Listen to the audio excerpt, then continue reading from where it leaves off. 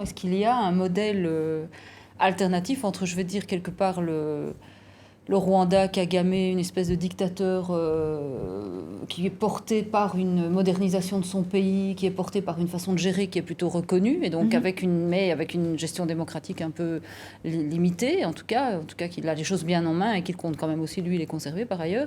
Et de l'autre côté, la démocratie ouverte qui est bafouée à chaque fois. La difficulté n'est pas le modèle lui-même. La difficulté, c'est les acteurs. Lorsque les acteurs jouent le jeu de la démocratie, on organise un scrutin, vous perdez, vous partez. On organise un scrutin, vous partez, vous venez. Il y a des pays africains où ça s'est passé. Quand on prend, c'est des petits pays, quand on prend le Cap-Vert aujourd'hui... Le Nigeria, même récemment, quand vous prenez le cas du Bénin, le président Kérékou a organisé des élections qu'il a perdues. Il a fait 5 ans, il est revenu. On a organisé des élections qu'il a gagnées et la démocratie s'est apaisée. La difficulté, c'est lorsque les gens qui sont en place ne veulent pas respecter jusqu'au bout le jeu de la démocratie parce qu'ils pensent que si les règles de la démocratie sont respectées, ça peut leur desservir. Moi, c'est là la difficulté. Ce n'est pas le modèle lui-même. La difficulté, c'est les acteurs. Il y a 54 pays africains. Il y en a 3 qui sont des dictatures ouvertes. Il y en a 4 qui sont des États faillis où il n'y a plus d'État du tout.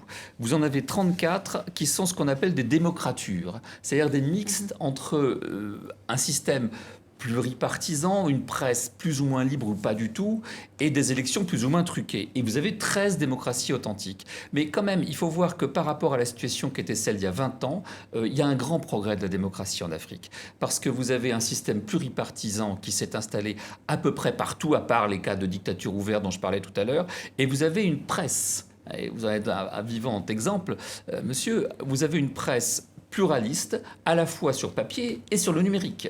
Car l'Afrique est très en avance, enfin très avancée sur la question de l'information numérique. Donc tout ça fait qu'avec une société civile très jeune et très vivante, les perspectives sont beaucoup plus positives aujourd'hui qu'elles ne l'étaient, mettons, au début des années 90. C'est justement cela qui explique qu'aujourd'hui, il y a une difficulté à tricher les élections.